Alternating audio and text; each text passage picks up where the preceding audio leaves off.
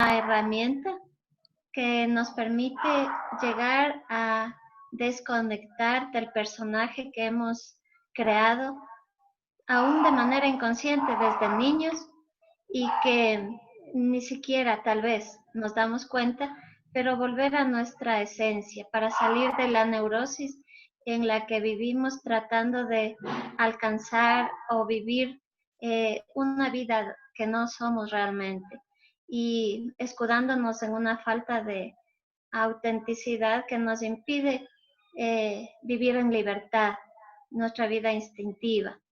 El enneagrama es una herramienta psicoespiritual porque hablamos del espíritu como la esencia. Si ustedes recuerdan, en esta esencia que nosotros somos, o cuando nacimos, nosotros teníamos una esencia pura. Si usted mira a un bebé, es tan fácil y tan lógico ver la esencia real del ser humano. Es una esencia de libertad, de amor, de espontaneidad. El bebé pide lo que necesita, está en su cuerpo conectado con lo que necesita, tiene una autorregulación organísmica, es decir, no ha perdido ese contacto con sus instintos, con sus impulsos y vive en una libertad de poder ser quien es. Lamentablemente luego los padres, en primer lugar, un maternaje deficiente, una paternalización incorrecta, hace que ese niño tenga que despojarse de su esencia y tenga que construir un personaje con el que intenta sobrevivir o con el que aprende a vivir para sobrevivir. Entonces, la primera pregunta que debemos plantearnos es, ¿estoy viviendo o estoy sobreviviendo? De verdad, esta plenitud que me permite un estado de conciencia en el que el tomar conciencia realmente es ese despertar. En todas las tradiciones espirituales estamos hablando de un despertar, de una caída del paraíso y de una búsqueda de volver al paraíso. Es llamada de muchas maneras, pero una necesidad de volver a un encuentro con nosotros, de volver a un encuentro con el ser, para llegar otra vez a ese paraíso. Entonces, el enneagrama es una herramienta para el autoconocimiento, reconociendo que el autoconocimiento es enfrentarnos a nuestra neurosis, esa neurosis creada para sobrevivir y que al enfrentarnos a esta neurosis a veces es doloroso, porque ver lo que realmente hay en nosotros, o más bien lo que realmente nos faltó, lo que no tuvimos, puede doler mucho.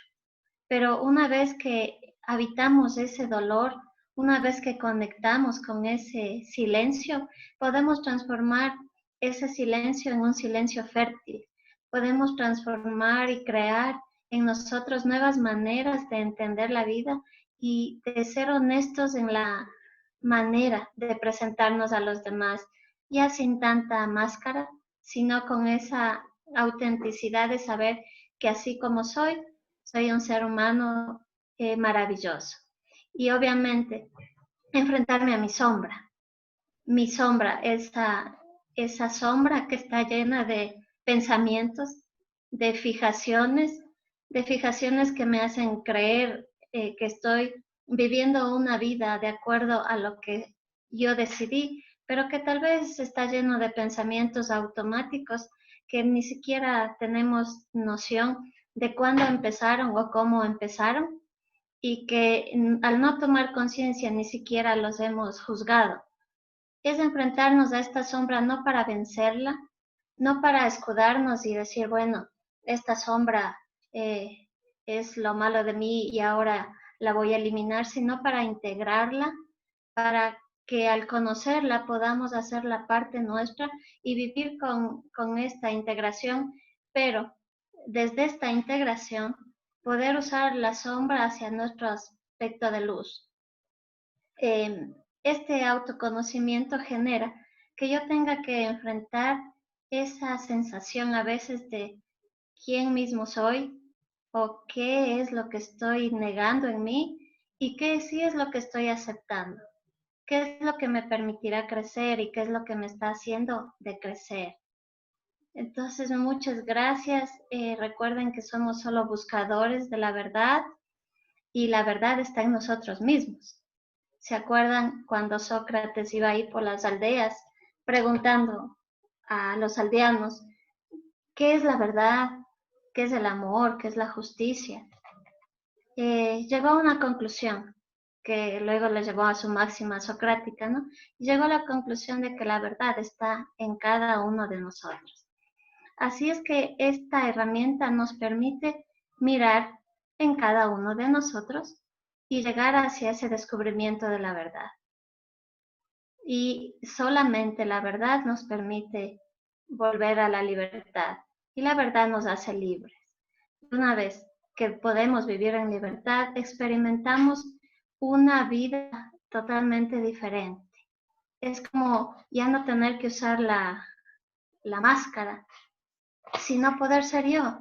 ¿Se imaginan lo emocionante o lo bonito de vivir sin miedo siendo quien yo soy? De salir de esta neurosis de tener que estar con una máscara y ser realmente quien soy y saber que me aman tal como soy y que no necesito escudarme en un falso yo para ser amado o para ser aceptado o para ser aprobado. Esto es lo que es el enneagrama y ya lo habíamos visto un poquito en la introducción la semana anterior y estamos hablando de 9 tipos de personalidad que conectan perfectamente con los trastornos también de personalidad en algunos de los puntos y con algunas de las características de estos trastornos que ya lo vamos a empezar a diferenciar el día de hoy. Hoy vamos a trabajar en el eneatipo 1, que es la ira. Les recuerdo que si está ahí la pasión dominante, que es la ira, no estamos hablando de la ira como un rasgo de carácter o como la ira como tal, o sea, una persona iracunda que reacciona explosivamente. Estamos hablando de una fijación cognitiva sostenida que sostiene una pasión, que sostiene un deseo deficitario de alcanzar algo que no obtuvimos o que no pudimos alcanzar cuando estuvimos en nuestro proceso de formación de personalidad durante los primeros 7 años de vida. Entonces hay personalidades que buscan el amor, buscan aprobación, que buscan ternura, que buscan sentirse importantes porque tal vez papá y mamá no nos dieron esa importancia y eso es lo que vamos a ir descubriendo en cada tipo y en cada tipo de personalidad. Si ustedes tienen algunas preguntas, por favor escríbanlas al chat. Una vez que termine un poquito la exposición, ahí yo las voy a contestar, ¿sí? Para poderles clarificar algunos de los puntos que tal vez haya duda. Y nuevamente gracias por estar aquí. Y bueno, a medida que vamos a ir ubicando cada eneatipo, lo que suele pasar es que empezamos a decir, yo sí tengo un poquito de esto, yo sí tengo un poquito de este otro, pero usted tiene que tratar de identificar cuál es la pasión dominante, o sea, cuál es su centro. Cada eneatipo también tiene 2 eneatipos hacia uno se integra y hacia otro se desintegra y ya lo vamos a ir mirando también. Y la idea o la esperanza es que a medida que vamos ubicando los eneatipos, ustedes puedan definir realmente en qué eneatipo están y a partir de ahí llegar a la virtud, que es la contraria a la pasión. Entonces, vamos a empezar con el eneatipo 1, ¿sí? El eneatipo 1, la pasión dominante es la ira. Permítanme compartirles pantalla y vamos a movernos al eneatipo 1 para entender también cómo se formó, de dónde viene. Entonces estamos con la ira. La pasión es la ira, pero su máscara o su personaje es el perfeccionismo.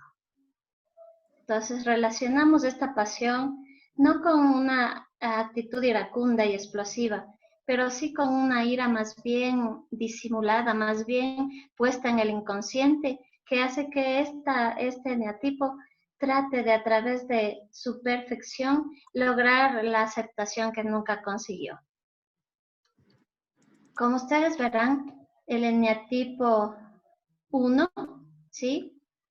Si ven la flechita hacia abajo, se relaciona con el eneatipo 4 y se relaciona también con el eneatipo 7, ¿ya? La desintegración, la que va en sentido opuesto, es hacia el eneatipo 4 y la integración es hacia el eneatipo 7, ¿ya? Del eneatipo 4, ¿ya? En este eneatipo, recuerden, en esta área está la emotividad, en esta área está la intelectualidad y aquí está un poco el tema instintivo, ¿no es cierto? Entonces, esta emoción, la ira, se desintegra hacia el 4 y se integra con el 7.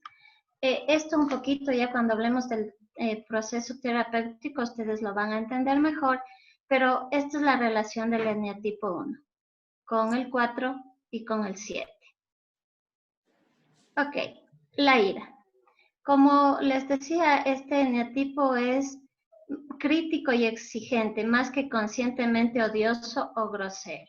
Su fijación mental es el perfeccionismo. Es un rechazo de lo que él es en función de lo que siente y cree que debería ser. Entonces, esta persona está buscando siempre hacer las cosas perfectas para demostrar a los demás lo que, lo que debería ser o lo que piensa que podría ser, pero realmente lo hace así porque rechaza quién es. Entonces, esto es un gráfico de un poquito la caricatura, perdón. Entonces, este personaje cuando va al terapeuta, el terapeuta le pregunta, entonces viene usted a que le cure el perfeccionismo. Y el eneatipo 1 contesta, no, vengo a mejorar, porque estoy así perfecto tal como soy. Siempre está dando una imagen de perfección, de hipermoralidad, de que las cosas que él o ella dicen son las que deben ser, y se sienten por esta perfección con la capacidad de juzgar al otro, ¿ya? Entonces, si tomamos la ira, ¿no es cierto? Con tres tipos de ira. Si tomamos a Tomás de Aquino, él dijo que había una ira cordis que reside en el corazón. Y esta ira en el eneatipo 1 se expresa en el resentimiento. Estas personas están totalmente resentidas porque piensan que lo que han vivido es injusto, que no han logrado lo que querían obtener de sus papás. En la ira de las palabras, más bien son totalmente controlados, son tipos de buen comportamiento, para nada espontáneos, jamás pierden la mesura, han desconectado totalmente con su espontaneidad y cuando sienten ira en acción, expresan la ira de una manera más bien muy racional. O sea, no son las personas que gritan o que provocan problemas, más bien expresan la ira de una manera muy racional, haciéndole ver siempre al otro, obviamente, lo imperfecto que es frente a su perfección, ¿ya? Y siempre ubicando códigos morales y éticos para hablar al otro y decirle lo mal que está actuando. Y claro, con esto logra manipular al otro haciéndole sentir culpable. Este eneatipo más bien ha creado una formación reactiva como mecanismo de defensa, es decir, niega su destructividad mediante una actitud deliberadamente bien intencionada. Entonces recuerden lo que es la formación reactiva como mecanismo de defensa, es irme a la conducta totalmente opuesta de lo que estoy sintiendo. Este eneatipo siente mucha ira, pero la ha ubicado bajo un mecanismo de defensa donde su destructividad o su agresividad está puesta una máscara de una actitud totalmente bien intencionada. Entonces, como aquí les decía, tenemos estas personas siempre ven al otro como inferior. O sea, yo soy aquí la buena persona, yo soy el que hago bien las cosas, y yo soy el que puede decir las cosas porque tengo una moral intachable, y siempre minimizan al otro, porque si yo soy perfecto, pues el otro siempre es menor que yo. En cuanto a sus palabras, más bien son cordiales, sosegados, racionales, aunque estén escondiendo la ira que llevan dentro, pero han cerrado totalmente su espontaneidad, no están en contacto con su necesidad, con su cuerpo, con lo que necesitan. Entonces, este es un carácter bien intencionado y excesivamente virtuoso, ¿sí? Recuerden, esta virtud es solo una máscara ante la ira y la destructividad que siente por dentro. Más bien es una persona súper controlada y súper civilizada. Háganse la idea de un predicador que les está diciendo a los feligreses que si no actúan de determinada manera, Dios les va a castigar, pero por supuesto, a él no, porque él sí está en los caminos del Señor, él sí está predicando. Es una persona que siempre toma una autoridad así de moral, de virtud. O un profesor que está diciendo siempre a sus estudiantes cómo deben hacer las cosas y poniéndose de ejemplo como la imagen de la persona que tienen que ser. Ok. Tienden a estar en desacuerdo, tanto con respecto a los otros como a la experiencia en general. Estas personas siempre están en desacuerdo porque obviamente su opinión siempre es la mejor y tienen argumentos sólidos, no es que están en desacuerdo de una manera agresiva, más bien lo hacen de una manera totalmente calmada. Tienen una obsesión por mejorar las cosas y al mejorar las cosas consiguen empeorar la vida de los demás, ¿no es cierto? Y también la suya propia, porque si la cama está tendida por el esposo, la esposa vuelve a descender la cama porque está mal hecho y lo tiene que hacer tal como ella lo dice. Este carácter va un poco con el carácter obsesivo compulsivo, con la personalidad obsesiva compulsiva que le gusta el orden, que le gusta la perfección, que le gusta llevar todo en una agenda muy, muy rigurosamente y compara todo con un código preestablecido de valores. Y siempre compara al otro bajo sus valores. Entonces, si puede decirle al otro frases como, mira, estás mintiendo y eso no es bueno para tu vida. Yo siempre digo la verdad. Una frase que ellos usan mucho es la palabra siempre. O yo nunca he mentido y gracias a eso he conseguido lo que he conseguido porque soy una persona honesta, no como tú que mientes. Entonces es como llevarle al otro a un estado de, mira, qué mala persona que eres en relación a mí. Es como estar junto a la virtud compulsiva, siempre hablando de valores, de normas, de éticas, no aceptan los errores en los demás, ¿ya?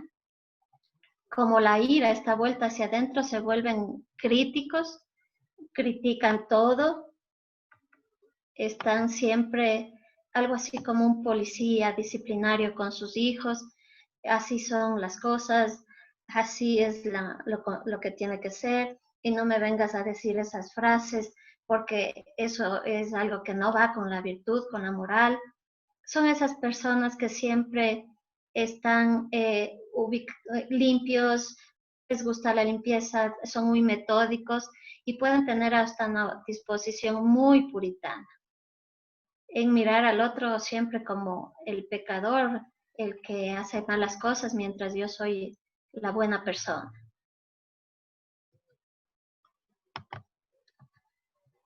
Ok, esta ira, ¿cómo se estructura el rasgo? La ira está ahí, pero manifestada como resentimiento. Estas personas son totalmente resentidas, ¿ya? porque sienten que su responsabilidad y el esfuerzo que realizan siempre es mayor que los otros, ¿sí? Y obviamente se cargan con mucha información y con mucho trabajo, pero critican a los otros porque lo hacen mal. Sobre todo a las personas significativas por no mostrar tanta perfección, por no lograr tanto éxito, por no generar tanto dinero. Como critican a los otros y los otros suelen algo así como tratar de hacerse entender, entonces se vuelven mártires. Con frases como, ay, no puedo hablar con ustedes porque jamás me entenderán. Claro, yo soy el malo de esta historia, pero en el fondo lo que está diciendo es, miren, o sea, ustedes no entienden, son seres humanos como inferiores a mí y por más que les haga pues entender esto, no van a entender. Entonces justifican este resentimiento como una justa indignación, ¿ya? Y lógicamente, como son tan virtuosos, no se pueden dar el gusto de demostrar irritación, reproche u odio, porque eso va contra su imagen virtuosa. Estas son las personas que cuando, por ejemplo, en consulta alguien me dice, mi esposo me grita y los demás se quedan muy asombrados en los grupos porque dicen, o sea, no, pero si es la persona más amable, más buena, más solidaria, o sea, jamás yo la he visto. Y la gente de afuera los conocen como son muy solidarios, muy amables, muy corteses, muy educados porque con los más íntimos son de donde a veces muestran su irritación, su reproche, su ira, pero inmediatamente cuando sienten que pierden el control, sienten que salen de esa imagen virtuosa y prefieren retirarse a enfrentar o pedir disculpas o perdón. Entonces tienen estas actitudes hacia los demás, la crítica, la exigencia y la dominación. Como ya les dije, siempre están achacando culpas, siempre están diciendo es que si tú no hubieras hecho de esta manera, es que es tu culpa, es que yo me porté así porque tú lo provocaste, es que si tú no hubieras hecho esto, y crean los otros sentimientos de culpa. Tiene un sentido de propósito constructivo, un deseo de mejorar a los otros, algo así como que te doy esta crítica por tu bien, o lo que se llama la famosa crítica constructiva, ¿no es cierto? Entonces, si te digo esto, no es por dañarte, es para que hagas mejor las cosas, ¿ya? Y estos obviamente son las personas que están siempre con el tú deberías. Es que tú deberías hacer esto, es que tú deberías pensar de esta manera, es que tú no deberías hacer esta otra cosa. Y siempre son reproches morales, ¿sí? Cuando están con el tú deberías, tienen obviamente la esperanza de afectar el comportamiento de alguien para que hagan lo que ellos quieren. Entonces, esta crítica es en el fondo una forma de manipulación para hacer que los otros se sometan. Entonces, han oído en pareja, yo en mi consulta he oído estas frases como, es que si tú no me hubieras hecho eso, yo no hubiera cambiado. Y el otro ser humano se siente así tan culpable y pide perdón 100 veces y el otro le dice, es que desde que tú hiciste eso, yo todo, cambió todo en mí. Entonces, el responsable de mis actos acaba siendo el otro, ¿sí? Y tienen el deseo de reformar a aquellos que constituyen un grupo diferente al de la propia raza, nación, iglesia. Entonces, yo miro a todos los demás como pecadores. Si yo estoy en una determinada religión, todos los demás están mal. Si yo soy de una determinada raza, todas las demás razas son inferiores. Todos los personas, mis amigos son inferiores a mí, ¿ya? Y la exigencia, ¿no es cierto? Tienden a sermonear, a predicar y a enseñar sin considerar si alguien les está pidiendo ese apoyo, esa prédica, esa ayuda, pero siempre están sermoneando, están diciendo de manera enérgica lo mal que han actuado, ¿ya? Y por lo tanto empiezan a controlar. no solamente en sus relaciones demás, sino también el aspecto personal o el entorno. Entonces empiezan a decir frases como, mira, deberías peinarte de otra manera o no deberías peinarte así. O sea, sí está bien, pero no se te ve tan bonita. Son esas frases como que te estoy diciendo todo de una manera muy tranquila, pero te estoy haciendo sentir fea. Y como te hago sentir fea, empiezo a controlarte, ¿sí? En la dominación siempre hay un estilo autocrítico. Estas personas son con una asertividad solemne y seguros de sí, o sea, dicen las cosas como deben de decirse y no me arrepiento de lo que dije porque eso es lo que tiene que ser. Tienen un concepto aristocrático de sí mismos, es como que yo soy aquí la persona superior, o sea, con frases como deberías agradecerme que me he fijado en ti, o deberías agradecer que te sacaste conmigo la lotería. Sienten que pueden ejecutar un comportamiento superior, altivo, desdeñoso y quizás condescendiente y protector cuando ya logran controlar a la otra persona.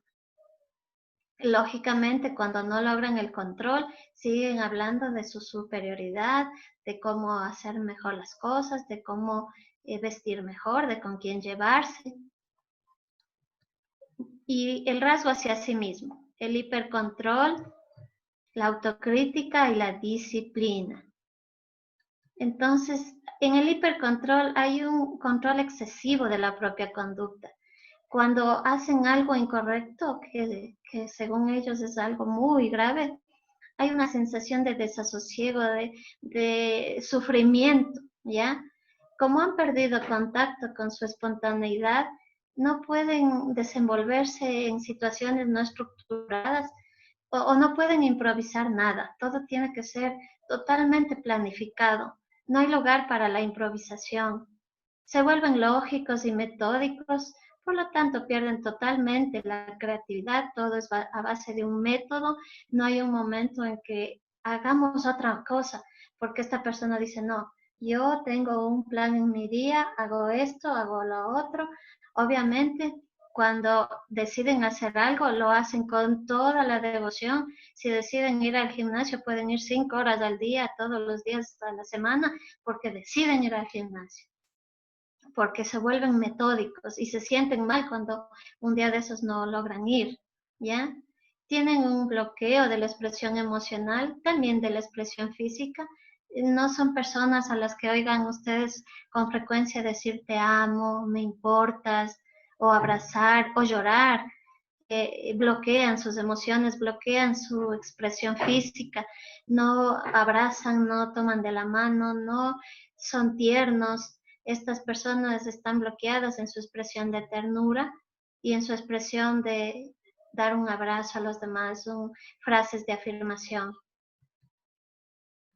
En la autocrítica tienen una incapacidad de aceptarse a sí mismos y se están autodenigrando, ¿no es cierto? No lo dicen a nadie, ante los demás siempre están diciendo lo que son como seres humanos superiores, pero internamente están autodenigrándose, están sintiéndose menos que el otro, están comparándose con el otro y como se comparan con el otro, en su subjetividad, en su mundo interno, se sienten menos, pero en su máscara, en su personaje, demuestran entonces superioridad para inhibir esta sensación que tienen. Y siempre quieren perfeccionarse cada vez más para buscar el mérito, buscan el reconocimiento, ¿ya? En cuanto a la disciplina, pueden dejar de sentir o ejecutar actividades que les den placer, pero se autoexigen a esforzarse más. Entonces, si a estas personas les dicen quédate a trabajar 10 horas y tienen una reunión con amigos, prefieren quedarse en el trabajo a experimentar placer. Y si se fueran donde los amigos para sentir ese placer de disfrutar con el otro, simplemente no lo pueden disfrutar porque estarían pensando que debieron quedarse en el trabajo. Son trabajadores y disciplinados, a la vez que excesivamente serios.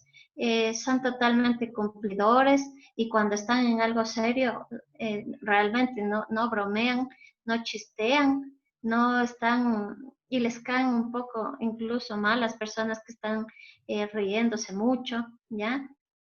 Aprecian un elemento vengativo en las exigencias de otros, entonces están un poco desconfiando cuando el otro les pide algo, es como que te quieres vengar de mí, y puede advertirse un elemento masoquista en el aplazamiento del placer y de los impulsos naturales. Entonces prefieren como que ubicarse en actividades que les produzcan dinero, que les produzcan satisfacción, méritos, antes que divertirse.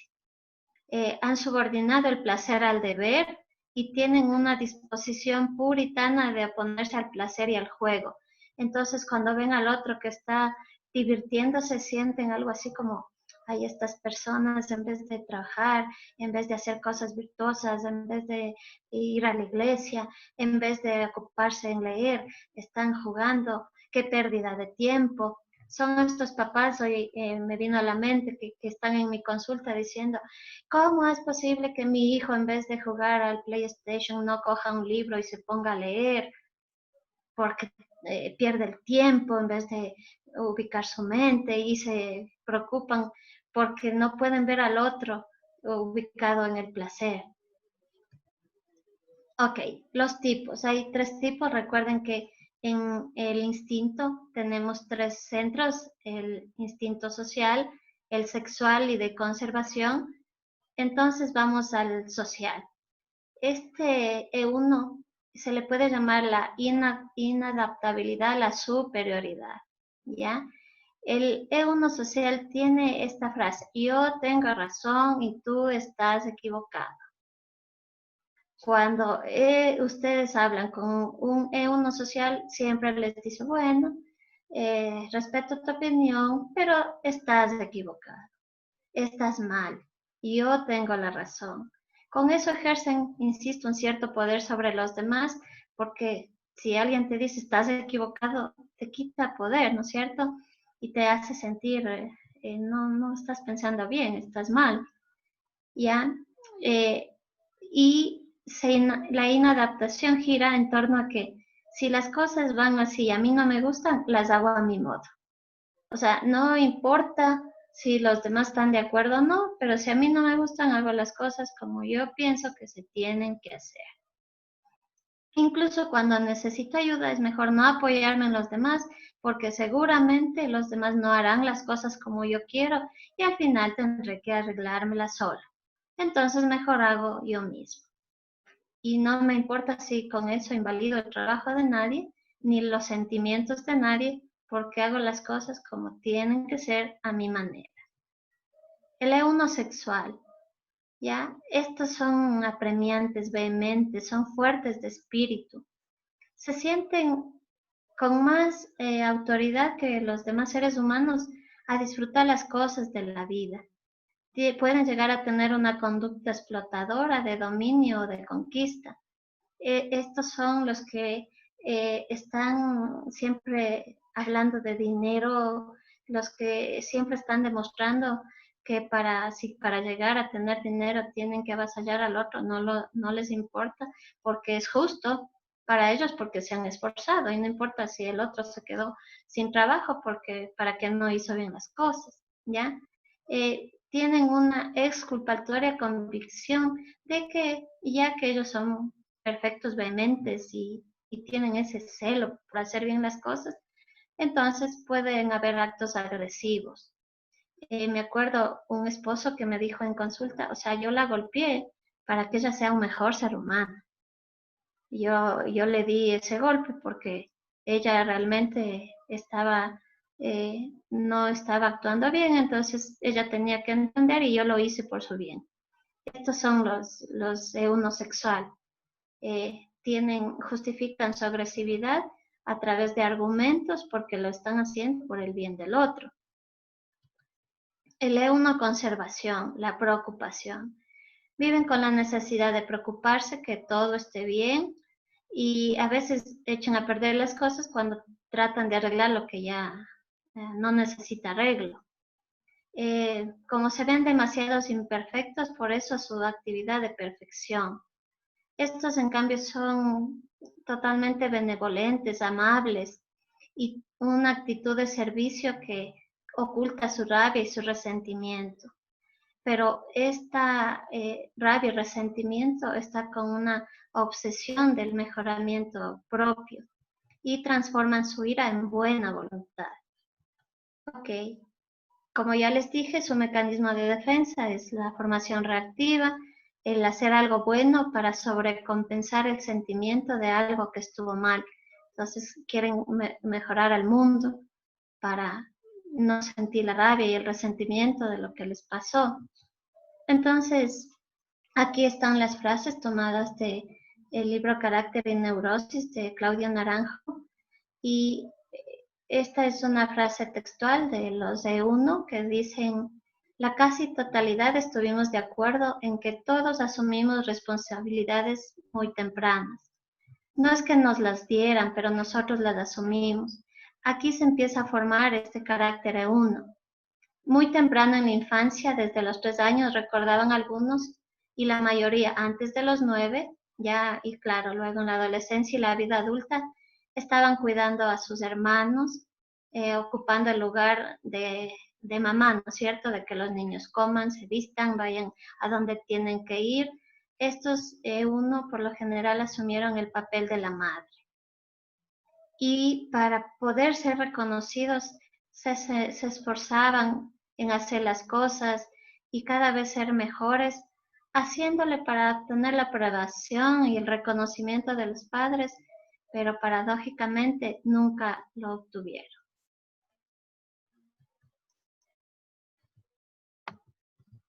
Entonces, aprendieron a esforzarse cada vez más porque no sentían esa aprobación y tenían una esperanza de: si soy más perfecto voy a alcanzar la mayor aprobación o intimidad por parte de alguno de mis padres. También en el fondo había una competencia como si le dijeran al papá o a la mamá: voy a ser mejor que tú y elevarme por encima de lo que tú eres, y ya lo verás. Hay venganza en esta devolución, no solo porque ponen en el éxito una esperanza, sino porque también hay una reclamación, una denigración vengativa. Papá y mamá, no me diste esto, entonces yo voy a ser tu mejor hijo para que a la fuerza me des la aprobación. Pero paradójicamente jamás la consiguen porque siempre están criticando a mamá y papá. El eneatipo 1 es algo más frecuente en las mujeres, y en las mujeres la figura parental por cuyo amor se pelea la niña y a la que percibe como fría es el padre. No vive, en estos niños han crecido en una atmósfera de escasez, de muestras amorosas, ¿ya? Y tal vez han adoptado también una de las posturas de los papás, ¿sí? Uno de los padres es perfeccionista y entonces hay como un modelaje para esta persona, ¿ya? Hay un padre o una madre perfeccionistas o hay un padre súper cumplidor con la obligación y una madre que ha subordinado todo lo que ella es hacia el padre. Es decir, una mamá que ante la frialdad del padre decidió más bien sujetarse al esposo que apoyar a su hijo. Entonces, cuando el padre reta con fuerza al niño, la mamá le apoya aunque no esté de acuerdo. Y tal vez luego incluso le dice: mira, no es justo, ven acá, pero calladito de tu papá, pero no lo defiende frente a este padre frío. Así se forma, o esta es la génesis del eneatipo 1, exigencias excesivas y un escaso reconocimiento. Ustedes saben que una de las cosas que necesitamos como seres humanos se llama reconocimiento, que alguien nos diga lo importantes que somos, que alguien nos diga cuán bendición hemos sido para los papás, que nos reconozcan como una experiencia maravillosa en la vida, pero hay mamás y papás que dicen a sus hijos, solo por ti me casé, por tu culpa tuve que estar con tu papá, y crean en ese niño esa, si por tu culpa me quedé con el papá, entonces tengo que ser un hijo perfecto, ¿sí? Tengo que ser un hijo maravilloso para que me reconozcan, para que me quieran, pero aunque se esfuercen y sientan que se esfuercen mucho más, siguen frustrándose porque no reciben ese reconocimiento. Entonces es como vivir con esa frase, ¿ves qué bueno soy? ¿Vas a quererme ahora? Mira qué bueno soy. Me debes respeto y reconocimiento. Entonces puede haber, como les decía, una madre súper acomodaticia que se acomoda a la conducta de un padre exigente, súper exigente y distante con el niño. Y tal vez una manera de identificar si nos ubicamos en este eneatipo es eso, tratar de ver si lo que hacemos en nuestra vida responde a estas frases, demostrarle a mamá y papá qué bueno que soy. ¿Vas a quererme ahora? Entonces, mira cuánto me he esforzado. Al fin me debes respeto y reconocimiento. El niño aprende a convertirse en un pequeño acusador de sí mismo. Y esta búsqueda de amor le hace ubicarse en un espectro moralista, en la necesidad de hacer cumplir las reglas a los demás. Entonces, si yo soy el hermano que está cuidando a los otros hermanitos, trato de que hagan los deberes y les doy las órdenes y de que coman y pierdo toda mi niñez. La extravío tomando un rol adulto, un rol de mamá, un rol de papá, con el fin de lograr que me respeten y que me amen. El fondo de este eneatipo es una gran necesidad de ternura. Sus papás jamás fueron tiernos, no expresaron amor, no expresaron valoración, no expresaron respeto. Entonces se creó un decreto de perfección, una búsqueda de llevar una buena vida, con una correspondencia perfecta entre la conducta y los principios. Porque hay una percepción de escasez del ser, ¿ya?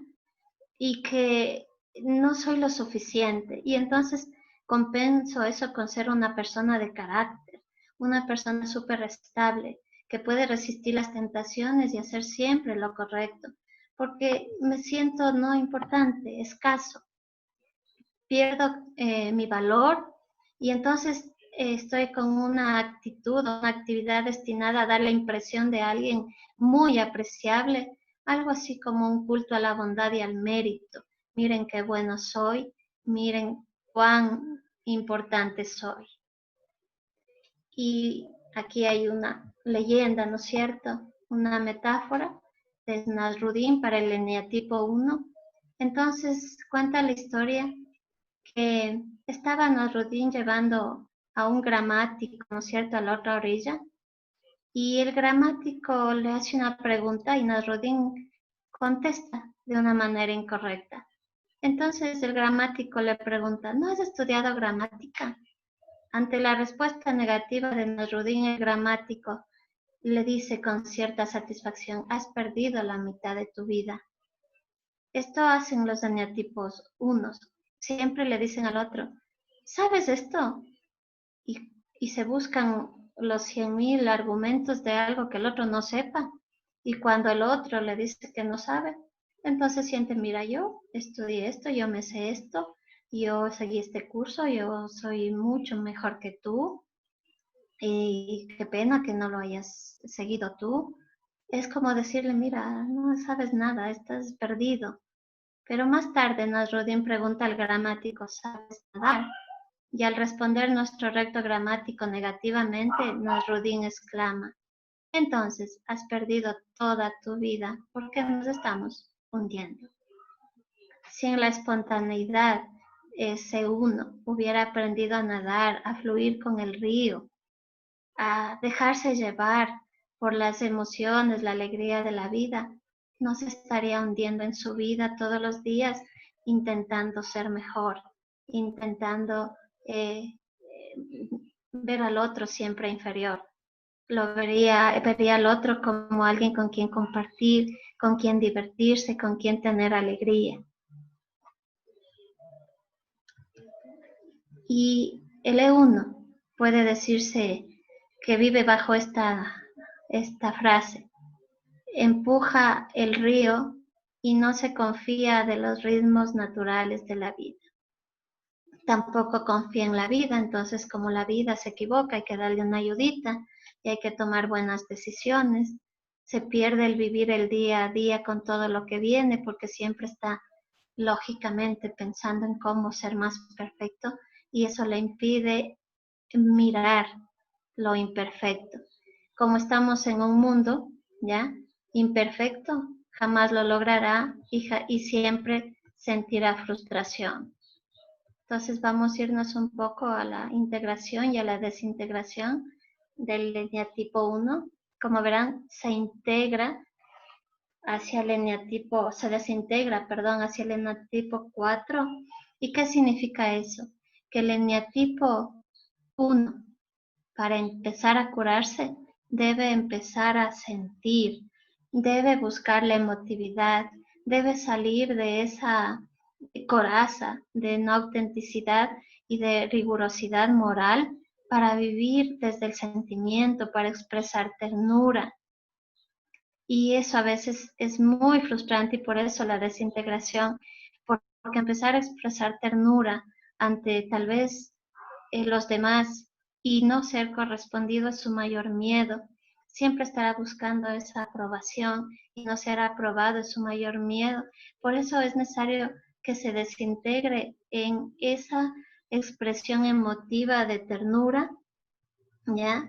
Y en cambio que se integre en el 7 con la alegría de vivir.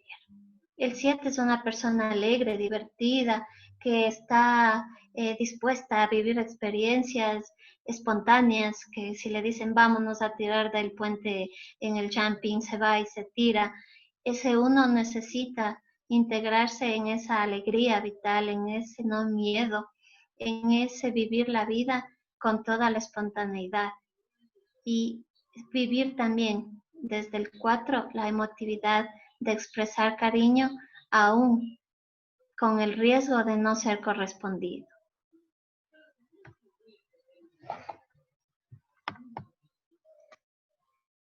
Esto es lo que es el eneatipo 1, ¿sí?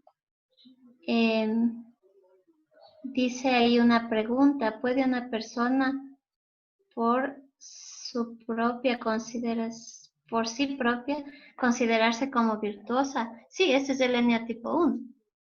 El eneatipo 1 se cree virtuoso, o sea, no es que está fingiendo, ¿no es cierto? Realmente se considera totalmente virtuoso, superior a los demás, y siempre está en la búsqueda de cómo ser mejor. Y para hacerme entender bien, recuerden que esto es una máscara. No existe perfección en el ser humano, no existe ese rasgo. Gracias a la vida somos imperfectos, porque si fuéramos perfectos jamás podríamos mirar el otro lado, jamás podríamos crecer, jamás necesitaríamos un autoconocimiento para poder disfrutar más de la vida. Pues ya no tendría sentido vivir, porque esta vida es un camino de búsqueda del ser, pero una búsqueda no de perfección, sino una búsqueda de autenticidad. Dice, ¿cómo es ese proceso de empezar a sentir en el E1?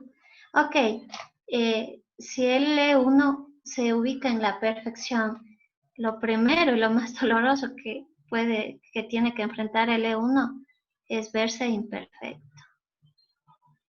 Eso es empezar a ver su sombra, que no es tan perfecto. Es empezar a mirar o preguntar a los demás, ¿qué no te gusta de mí? Y cuando empezamos a preguntar eso, los demás nos van a decir justamente eso, que te crees perfecto. Es empezar a salir de este rango de virtud, dejar de criticar a los demás y empezar a obligarse a expresar ternura. diciendo frases como un te amo, que aunque parezca una frase o dos palabras tan simples, a uno le cuestan muchísimo. Empezar a decirlas, empezar a abrazar a alguien, empezar a dar una palmadita, a decirle al hijo cuán importante eres para mí, a dar reconocimiento al otro, aunque haga un mal trabajo. Me acuerdo que en un trabajo de integración con el E1, pues la frase que había que decir es, está muy bien lo que has hecho, te felicito por lo que has hecho, y dejar de criticar al otro. Entonces tengo que empezar a sentir, justamente, miren, de eso se trata la espontaneidad. El uno ha bloqueado todo el sentir su cuerpo, y como no siente su cuerpo, ha bloqueado la expresión de su cuerpo. Entonces es estar conmigo a solas y descubrirme la imperfección como un ser humano maravilloso. No tengo por qué ser perfecto. Es entender también que papá y mamá no me dieron esa cobertura de amor, de aprobación, pero que yo me la puedo dar. Y no porque haga bien las cosas, sino por ser quien soy. Entonces es empezar a mirarme como un ser imperfecto, pero decirme qué linda persona que eres, no qué perfecta persona que eres. Es también expresar ternura conmigo. Y miren, hoy hablaba con un paciente que me decía, en creo que 20 años de trabajo, es el primer día que dejé de trabajar y me dediqué a mimarme. Yo le dije, ¿cómo te mimaste? Entonces me dijo, mira, primero me acosté, decidí dormir un rato, sin sentir la culpa de, Dios mío, ¿por qué estoy durmiendo en vez de trabajar? Me hice mi comida más, la que más me gusta, y luego de eso decidí tumbarme en la hierba, me dijo, solamente sentir el sol. Eso es volver a conectar. A un E1 eso le cuesta muchísimo, porque mientras se acuesta en la hierba empieza a pensar, debería estar haciendo algo productivo, debería estar hablando con mi jefe, debería estar buscando la manera de cómo hacer más plata, debería estar orando, debería estar hablando con mi amigo que me necesita para aconsejarle cómo tiene que hacer en su vida. Entonces, este volver a la ternura es volver al centro. Nuestro centro es amor, es quitarse la máscara del miedo y expresar amor. ¿Sí? Que, a ver, déjame ver. Tomando en cuenta que el uno se me fue un poquito el chat, déjenme ver. Gracias por sus preguntas. Y ya, dice ahí, el eneatipo 1 conecta con personas del eneatipo 7, tomando en cuenta que el uno se integra en el 7. Sí, conecta, pero recuerden que estamos eh, digamos que lados opuestos del enneagrama. Conecta con el 7 para curarse, pero así como que conecta para, siempre va a estarle criticando al 7, siempre le va a estar diciendo lo imperfecto que es, lo loco que es, lo descentrado que es, lo mal que hace. No va a conectar algo así como yo uno me llevo bien con un 7. Siempre va a estarle dando sermones de moralidad. Recuerden que el 7 es muy impulsivo, muy espontáneo. Entonces, ¿cómo va a conectar un espontáneo con un no espontáneo? Es como unir el agua y el aceite. Entonces, el 7 le va a decir, vámonos a bailar, pongo un ejemplo, y el 1 le va a decir, oye, ¿qué te pasa? Entrar a ese lugar de perdición donde todo el mundo hace cosas malas. Entonces, conectar no. Pero justamente por eso tiene que integrarse el 7 para percibir la alegría de la vida. ¿Sí? ¿Qué, a ver, qué método se puede empezar para crear esa afectividad hacia sus pares? ¿Ya? A ver, recuerden, el E1 no sabe lo que es aceptación. nunca se sintió aceptado. Entonces lo que hay que crear es aceptación. Te acepto y te veo tal como eres. Puedes pensar totalmente diferente a mí, pero te veo y te acepto tal como eres. Y te veo y me parece lindo lo que veo. Es mirar en el otro también su esencia y no mirar en el otro su imperfección. ¿Cuáles serían las mejores estrategias para que el uno pueda transformarse o llenarse del E7? A ver, no es que el uno deba transformarse en ningún otro eneatipo. Recuerden que el descubrir nuestro rasgo, nuestra pasión central, no es para movernos hacia otra, porque esta no me gustó. El conectar con mi necesidad es, mi sombra es la aprobación, mi sombra es la falta de reconocimiento. La herida que tengo en el alma es la herida de rechazo. Mis padres me negaron el reconocerme, siempre me criticaron y por más que yo me esforcé en ser un hijo perfecto, no recibí de ellos porque me exigían más y pude yo haber sido el mejor estudiante que me exigían más. Ahora no solo me exigían ser el mejor estudiante, sino también ser el mejor deportista, ser el mejor músico y nada bastaba para lograr la aprobación de mis padres. Y cada cosa que yo conseguía era solo porque tenía que hacerlo, no porque yo había logrado algo, no veían el mérito en mí. Entonces hay una herida que se llama rechazo. Y la herida de rechazo marca en nosotros una máscara. Y esta máscara es una búsqueda de aprobación. Entonces voy por el mundo diciendo, mira lo lindo que soy, lo bueno que soy, apruébame por favor. Bendíceme a mí también.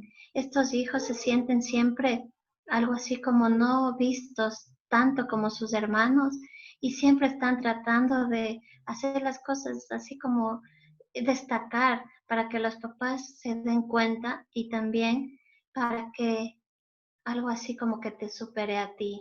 Están como en competencia con sus papás.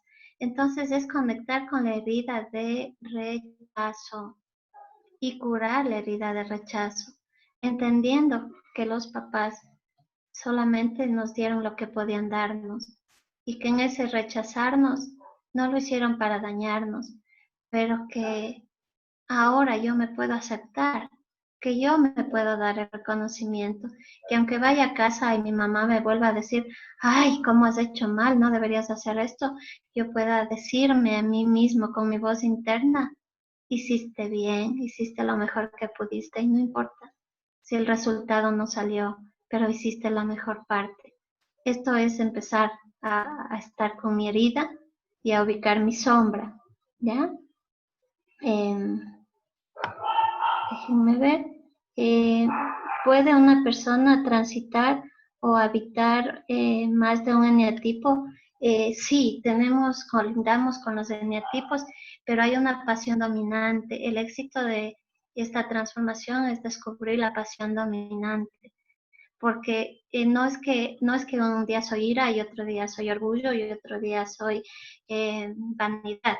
O sea, si la pasión dominante en mí es ira, esa es la que se va a mover en la mayor parte de mis actividades, de mis palabras. No puedo moverme de un lado a otro, ¿sí? Tengo determinados rasgos del eneatipo y esta es la pasión dominante. Entonces no puedo moverme un día al uno y el otro. Debo descubrir cuál es mi eneatipo, ¿ya? Dos preguntitas. ¿Cómo puedes relacionarte desde un buen lugar con un padre uno? ¿Cómo relacionarte con un padre uno? A ver, recuerden primero que la idea del eneatipo es el autoconocimiento más que empezar a decir al otro, ¿sí?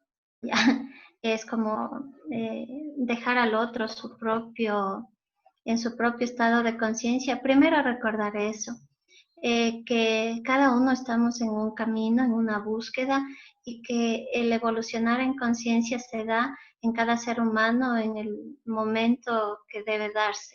en su propia búsqueda y en su propio camino. ¿Cómo relacionarte con el Padre Uno? Entender que esa super exigencia del Padre Uno o esa perfección no la vas a poder lograr, pero que ese Padre Uno esconde gran resentimiento porque sus papás también lo trataron así y que es solo una víctima y que, como les había dicho, ese Padre Uno necesita ternura.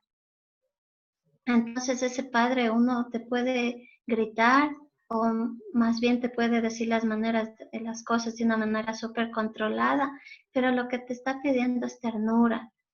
Como él no recibió reconocimiento, no te puede dar reconocimiento, entonces dale reconocimiento.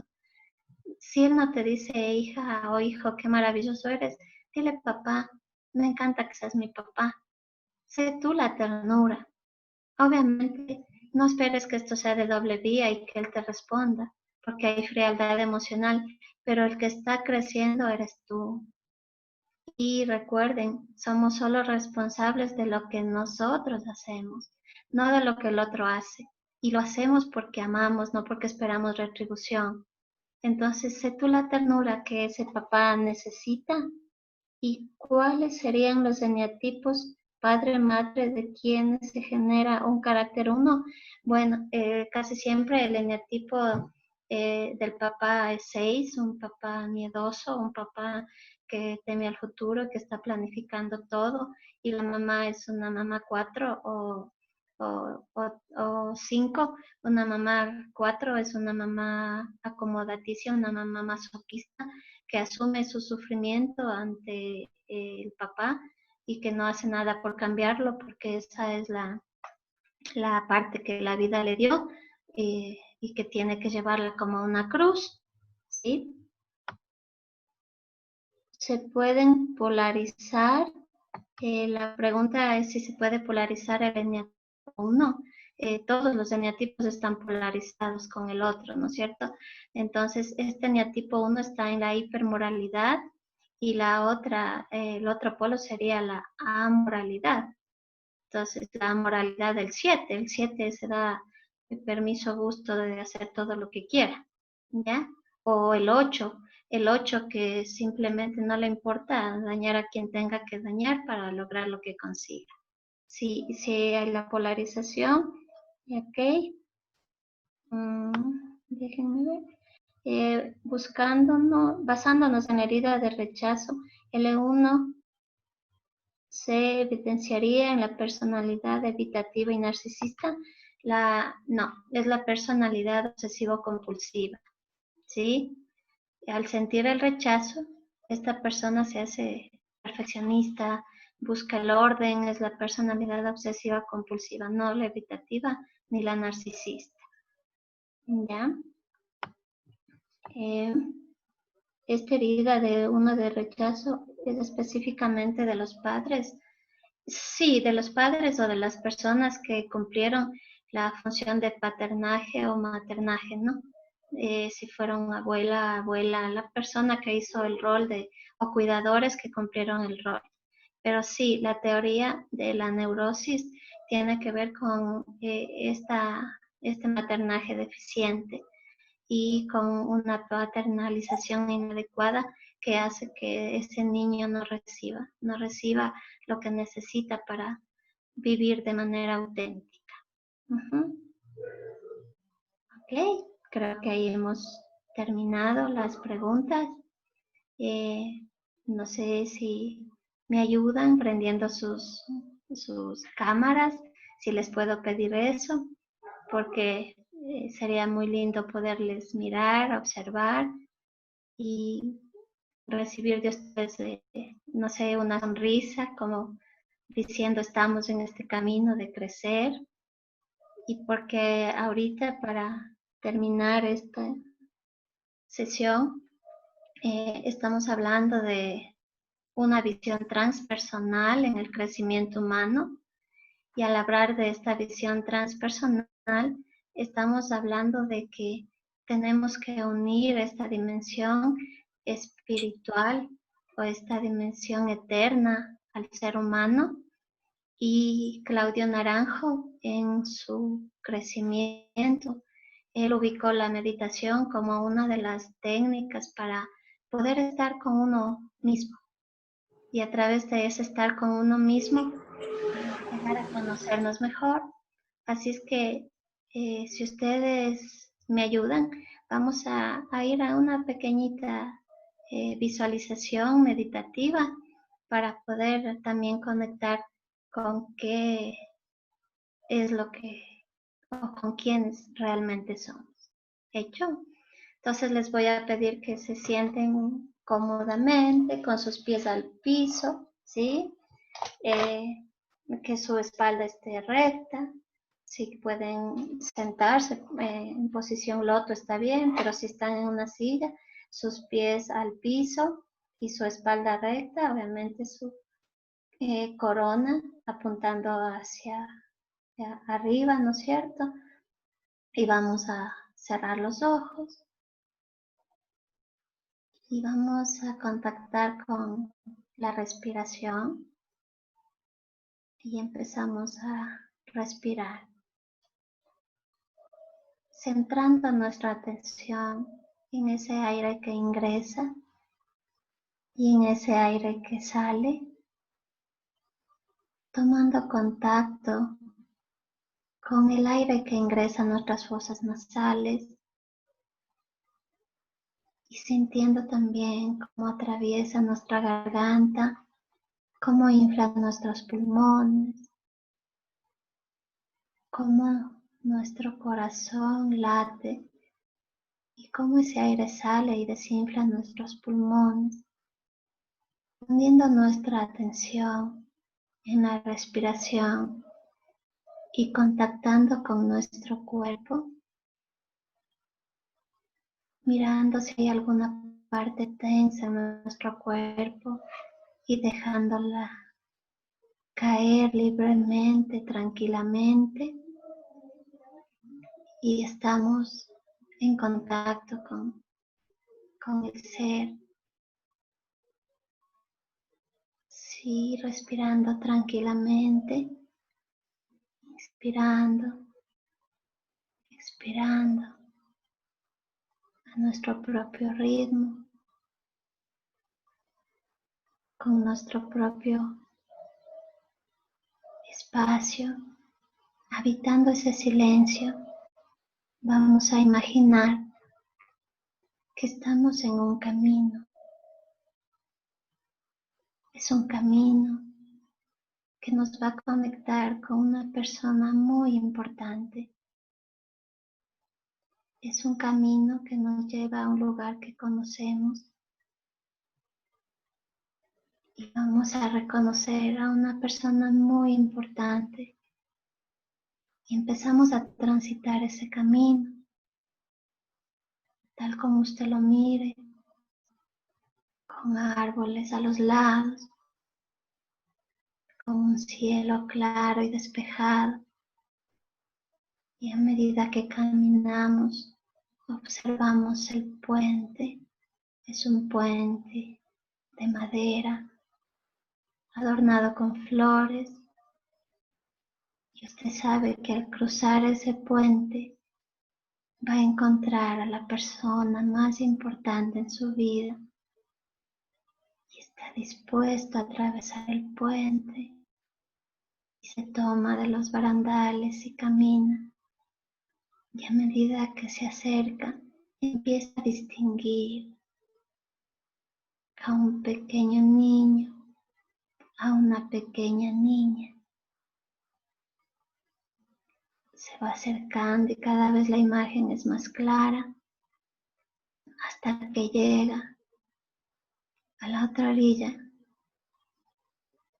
y contacta con ese niño, con esa niña y la mira a los ojos.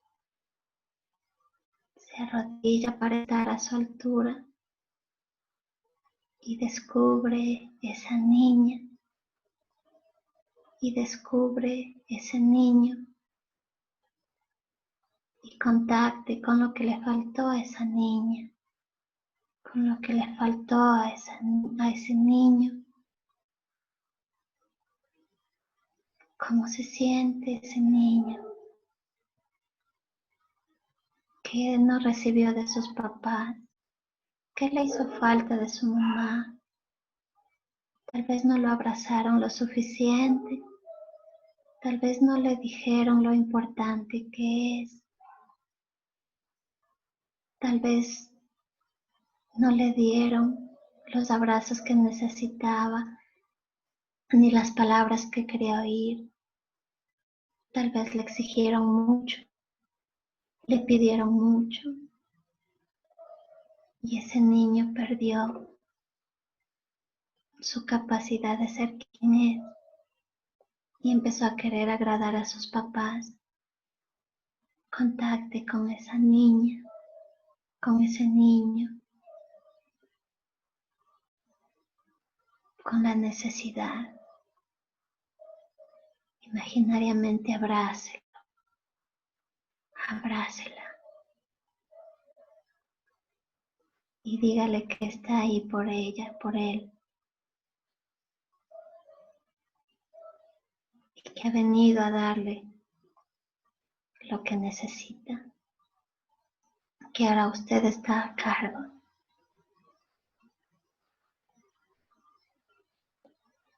Y tome a ese niño y tome a esa niña. Tómele de la mano y tráigalo con usted. Vuelva a cruzar el puente,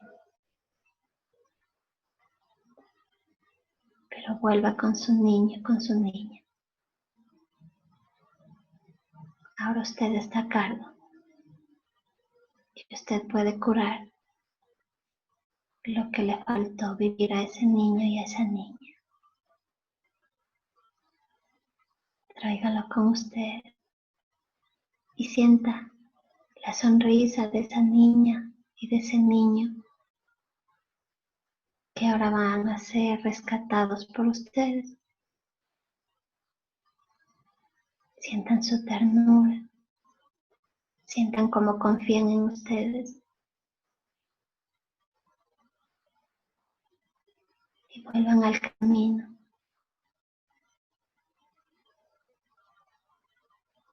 con su niño. Y respiren profundo, respiramos una vez y respiramos otra vez y una vez más. Y ahora suavemente abra sus ojos y vuelva al aquí y a la hora.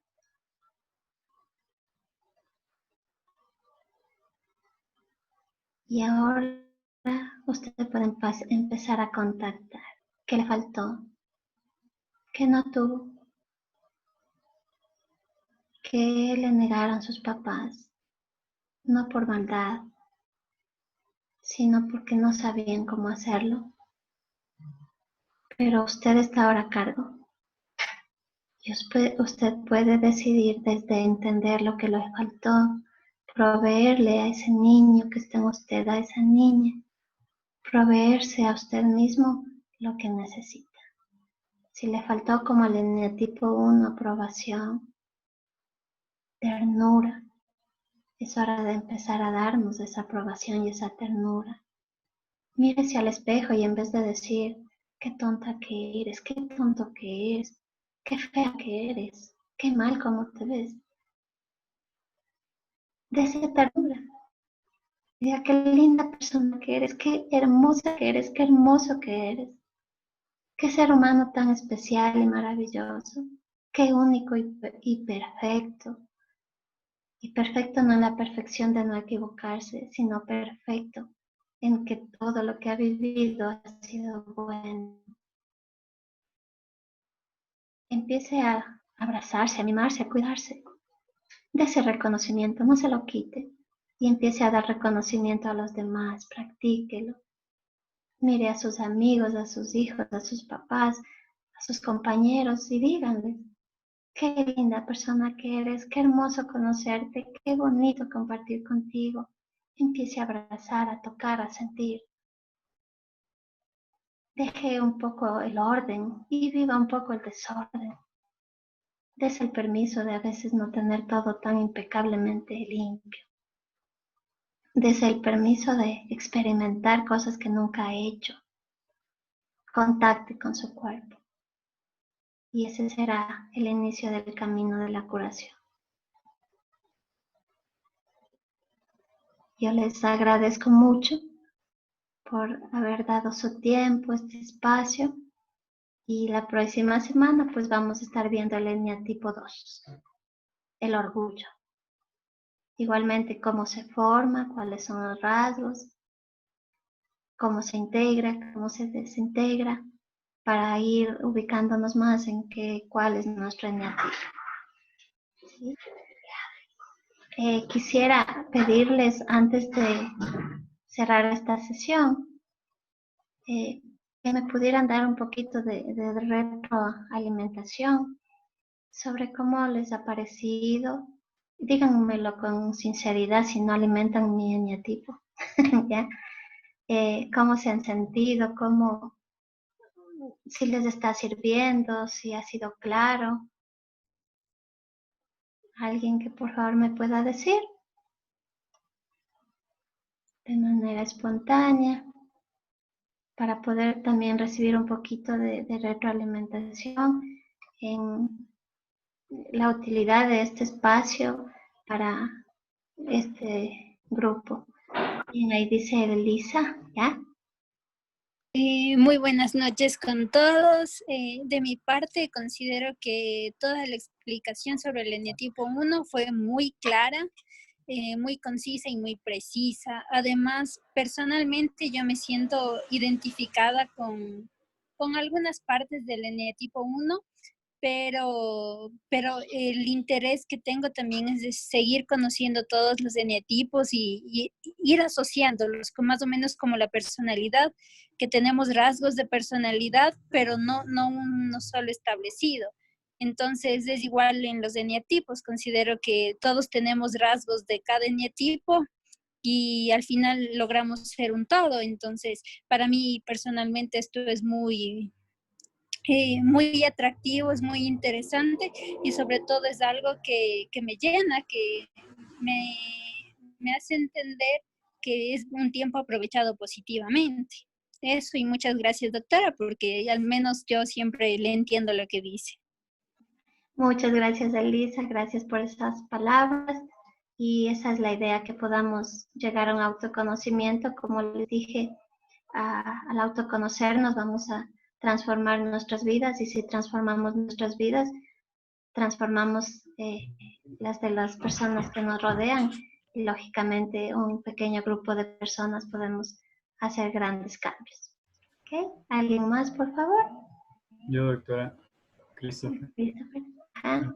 Todos, y pues la verdad que la ira es un problema social que tenemos todos, y al momento de yo oír obviamente cómo es una persona, obviamente uno se puede identificar con ciertas partes, pero al momento de que uno ve y dice, chuta, o sea, qué complicado he sido yo hacia los demás. Y entonces, como que en mí me produjo no sé, como un querer cambiar, porque no quiero que por mi manera de ser o de las personas que cumplamos con algún característica de este eneatipo, mantengan esa distancia, estén siempre con un mecanismo de defensa de solo ellos y nadie más, cuando el afecto es muy importante para todas las personas, incluso para uno mismo.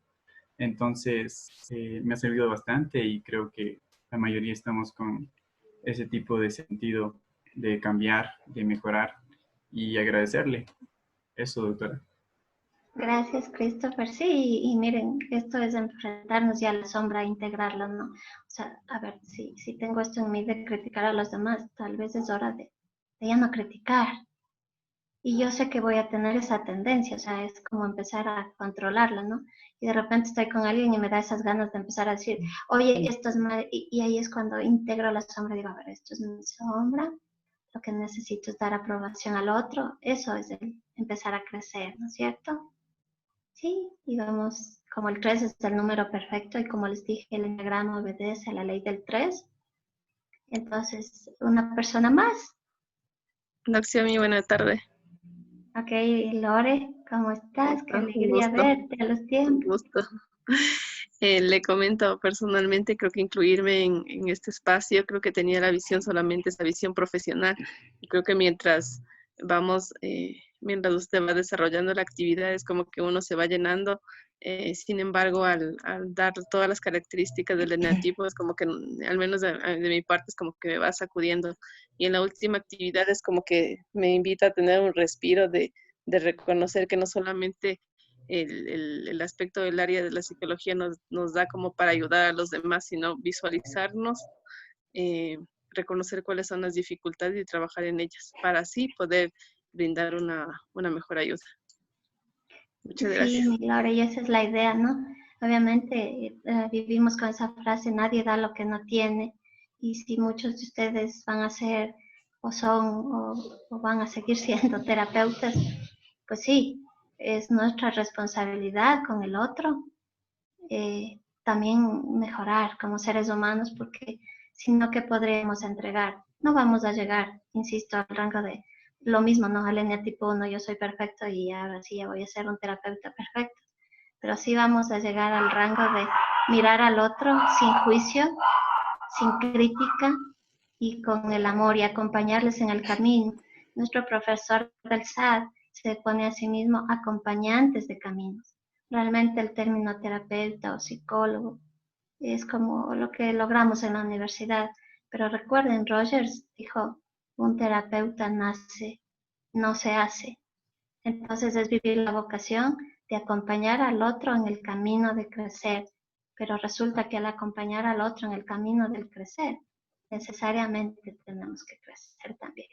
Así es que en parte no deberíamos, en parte lo más importante es agradecer a cada una de las personas que han transitado nuestro camino y que nos han permitido acompañarles en los procesos de duelos, de pérdidas, de cambios, porque gracias a esas personas somos quienes somos. ¿Ok? Listo, bueno, Maricel, ¿cómo estás? Qué bueno que sí te Hola, invito. ¿cómo estás?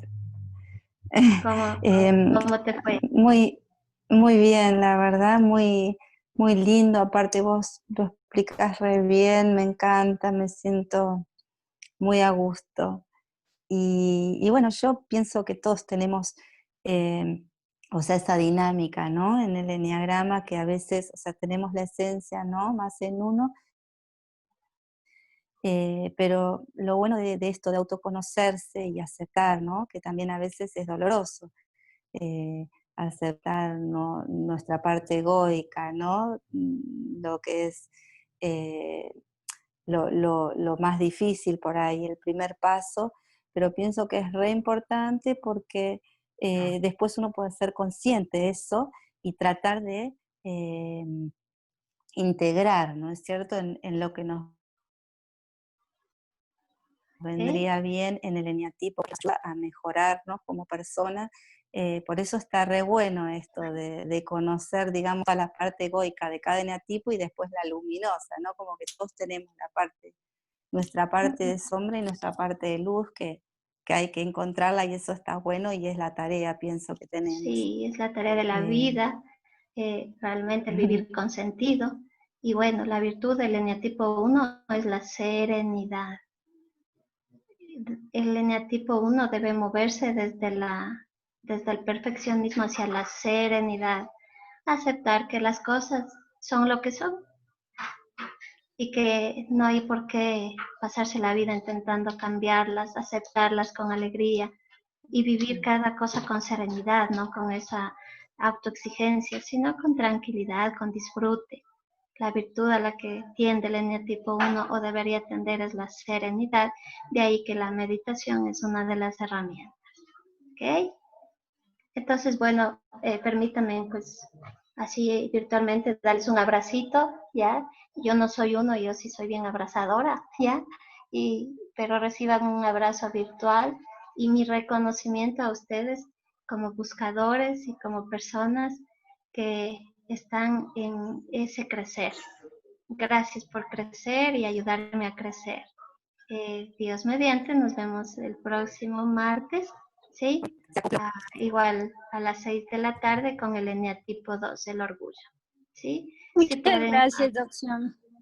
Gracias a ustedes, se pueden ayudar, invitar a más personas para que esto se quede también, o compartirlo ya, pero sobre todo, si pueden vivirlo, vívanlo. Usen esto, escriban, vayan escribiendo sus reacciones, vayan escribiendo. Marcela, ¿me estás levantando la mano? ¿O te estás despidiendo? ¿Ya? Ok. Gracias también por sus comentarios y la idea también, ojalá pueda llegar a término que después podamos formar grupos de enneagrama para seguir creciendo, una vez que identifiquemos. ¿Hecho? Entonces, un abracito, hasta luego, cuídense mucho y nos vemos la próxima semana. Chao, Chao, Doc. Xiomara. Hasta la próxima semana. Chao, Xiomita. Dios te bendiga. Chao, Hasta Xiomara. luego, chicos. Gracias. Hasta la próxima. Chao, Xiomi, Gracias a muchas todos. gracias. Un abracito. Muchas gracias. Gracias. Hasta luego, mi Xiomi, Dios te bendiga. Gracias, profe. Saludos a todos y gracias, Xiomara.